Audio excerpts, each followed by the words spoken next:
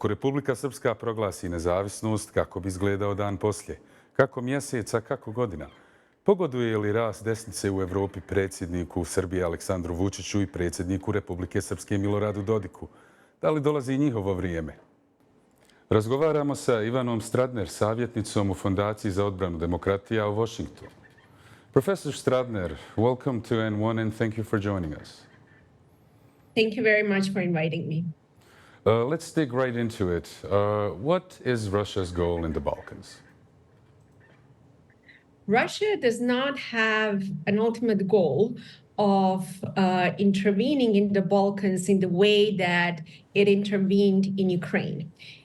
As a matter of fact, Russia is using the Balkans to destabilize the West because Moscow understands very, very well that the situation in the Balkans, specifically in Bosnia and Herzegovina, but also in Kosovo, is very fragile. And they've been using hybrid warfare activities to basically put the West on the defensive and to show that they are indeed a paper tiger in the Western Balkans. So they're using, especially now in Ukraine, when the United States delivered additional weapons, they're not performing well. And they do need basically another theater to destabilize Europe, but also to show that the United States is not a credible actor. Let's touch upon the All-Serb Assembly. For many of those who witnessed the situation in the region ahead of the wars in the 1990s, the presence of clergy at this event reminds them of a project that caught them off guard at the time. They feel like something similar is happening today. Is this paranoia? Is there any basis for such fears? So the church has played a very important role before the 90s, but also during the 90s, because it was used as a basically toolkit for the intelligence of Serbia. Today, the situation is not very different because the rise in nationalism is huge in places such as Serbia, but also given, how the Serbian Orthodox Church played a very important role in Montenegro to polarize the country. For very similar reasons, we can also see the church and their role in Republika Srpska. Now, why does that matter? Belgrade and Moscow understand very, very well that religion plays a tremendously important part in the Western Balkans because they understand that identity politics, that religion are two of the key ingredients that they can use basically to destabilize the region. And let me make things crystal clear.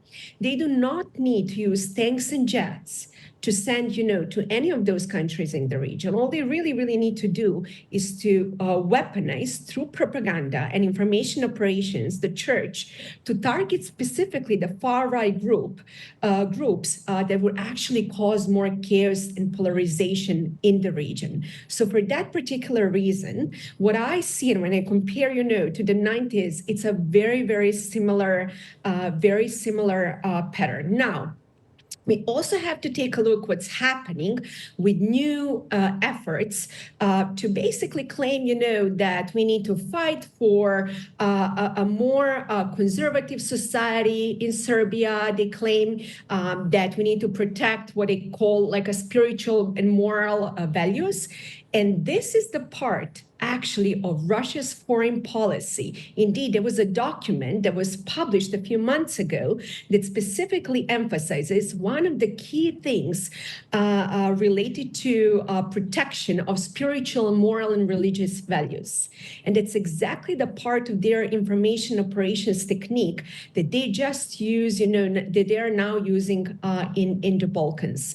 I'm very, very concerned, what happened in Montenegro, because I'm afraid that a lot of people in the Western Balkans and in the West, policymakers and diplomats did not learn a very important lesson because we know their tricks.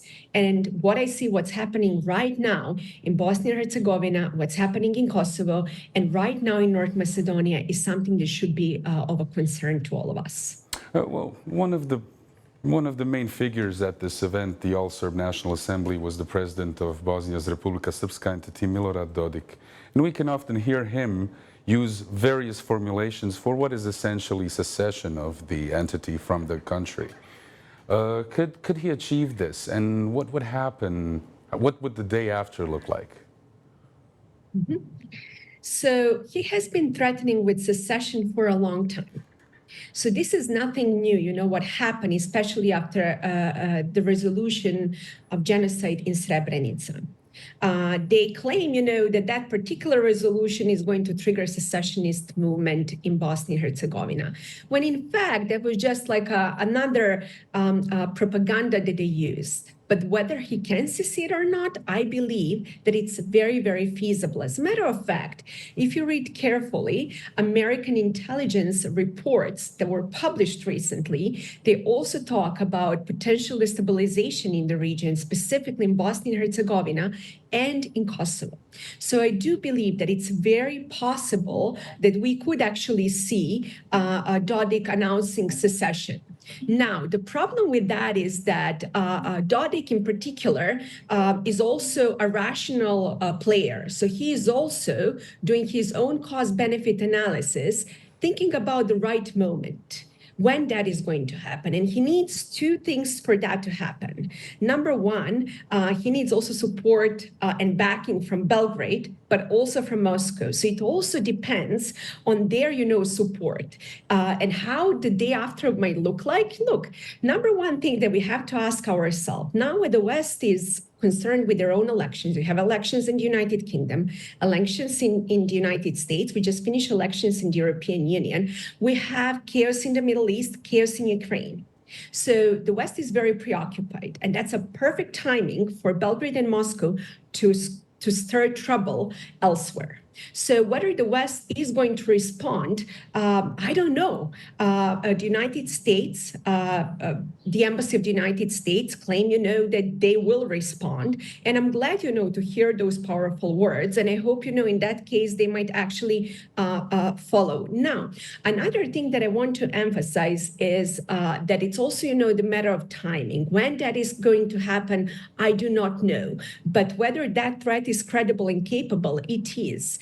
As a matter of fact, Dodik, he was just recently in Moscow. And when you see Russia setting informational conditions, claiming that it is the West that is trying to open a new front in Bosnia and Herzegovina, and accusing the West of causing the trouble in Bosnia and Herzegovina, it tells you really all you need to know, that we have to be serious about that. I know that there are some analysts who claim, Dodik and Vucic, they're rational people. They would not benefit from such a chaos.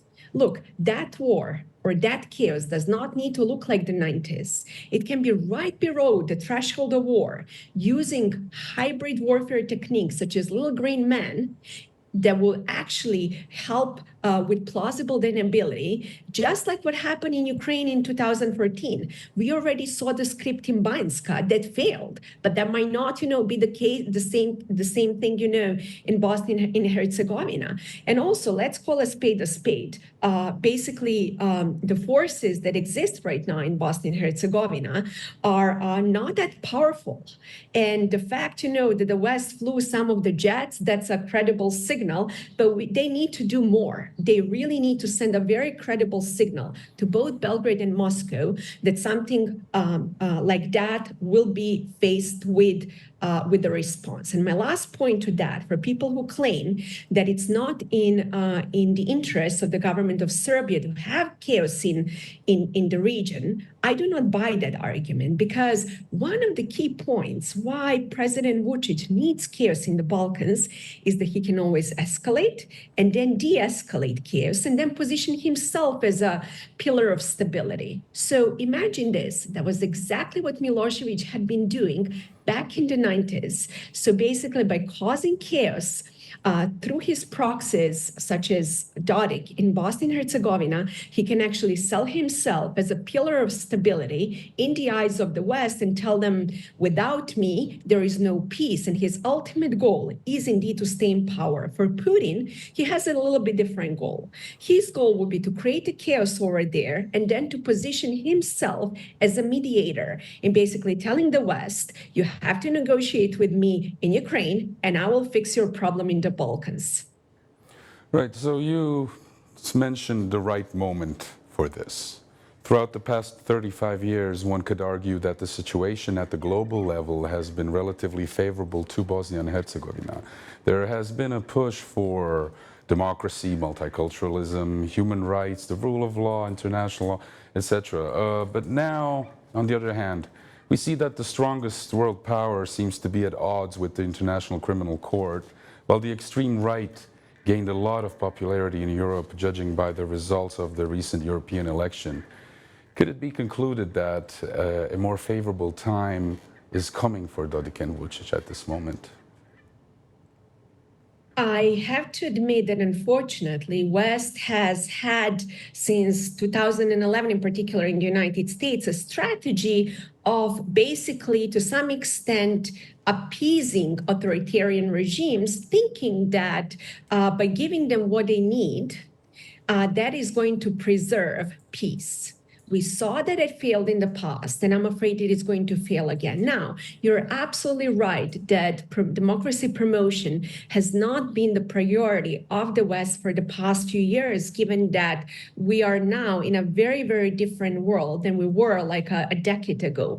And that's plain wrong, because democracy promotion should not be for idealistic reasons.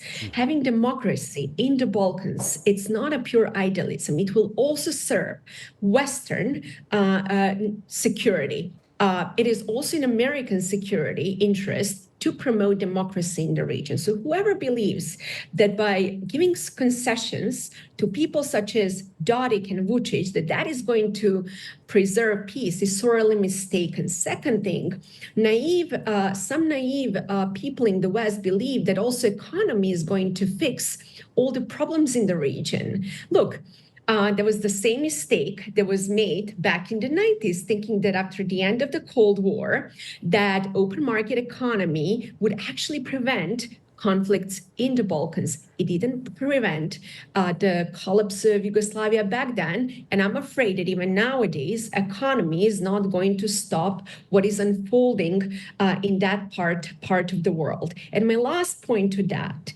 is that you're absolutely right that the far-right groups are rapidly growing across the globe.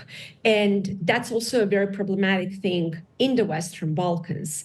And for authoritarian leaders, kindness is weakness, and weakness emboldens them. We saw some of the mistakes that the United States, but also the European Union had made with Russia, particularly with Vladimir Putin for years, thinking also, that kind words are going to shift, his policy objectives. They did not. They actually emboldened them. So I'm very much, concerned that I see a very similar pattern also in the Western Balkans, how some leaders think that through kind words and appeasement, that is going to prevent chaos. As a matter of fact, I actually believe that is just going to embolden them.